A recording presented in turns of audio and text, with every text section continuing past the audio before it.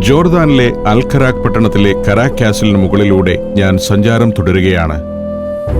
12-ാം നൂറ്റാണ്ടിൽ കുരിശുയുദ്ധക്കാർ പണിയുകയും പിന്നീട് വന്ന പലരും കൂട്ടിച്ചേർക്കലുകൾ നടത്തുകയും ചെയ്ത കോട്ട. കാസിലിന്റെ ഏതാണ്ട് മധ്യഭാഗമാണ് ഇത്. കാസിലിലെ നിരവധി തുരങ്കവഴികളിൽ മറ്റൊന്നിലേക്കാണ് ഇപ്പോൾ ഇറങ്ങിയിരിക്കുന്നത്.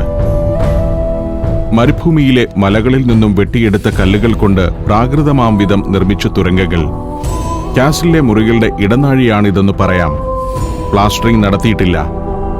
പല വലിപ്പത്തിലും ആകൃതിയിലുമുള്ള കൽക്കഷ്ണങ്ങൾ അടുക്കി വച്ചിരിക്കുന്നു.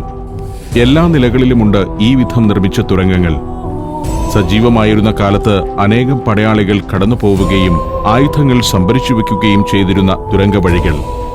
ഈസ്റ്റ് ഫ്രണ്ട് എന്നറിയപ്പെടുന്ന ഭാഗമാണിത്. സൗത്ത് ടവർ മുതൽ നോർത്ത് ഈസ്റ്റ് ടവർ വരെ 160 മീറ്റർ നീണ്ടുകിടക്കുന്ന ഒരു ഭാഗമാണ് ഈസ്റ്റ് ഫ്രണ്ട്.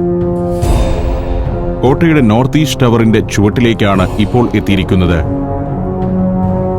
ആ തകർന്ന ഭാഗത്തിനു മുകളിലൂടെ സഞ്ചാരിയായ ഒരു സായിപ്പ് പോകുന്നു. ഞാനും അവിടേക്ക് കയറി ചെന്നു. ഇതാണ് കോട്ടയിലെ ഏറ്റവും ഉയരത്തിലുള്ള ഭാഗം. കാസിലിന്റെ തെക്കേയറ്റത്തെ നിർമ്മിതികളാണ് അക്കാണുന്നത്. മാംലൂക്ക് കീപ്പ് എന്നറിയപ്പെടുന്ന കെട്ടിടമാണത്. മാംലൂക്കുകളുടെ ഒരു സൈനിക കേന്ദ്രവും അതിന് താഴെയുള്ള ഭാഗത്ത് മാംലൂക്ക് കൊട്ടാരവുമാണുള്ളത്. മുന്നിൽ കാണുന്നത് അഷാഹബിയ ഗ്രാമമാണ്. അതിനു പിന്നിൽ അൽ തല്ലാജ എന്ന മല. മുസ്ലിങ്ങളുടെ സലാഹ് അൽ-ദിൻ സൈന്യം കാസിൽ പിടിക്കാനെത്തിയത് ആ മല കടന്നായിരുന്നു. നേരം 1:30 കഴിഞ്ഞിരിക്കുന്നു. കൂടുതൽ സഞ്ചാരികൾ ഇപ്പോൾ കോട്ടക്കുന്ന് കയറി വരുന്നുണ്ട്.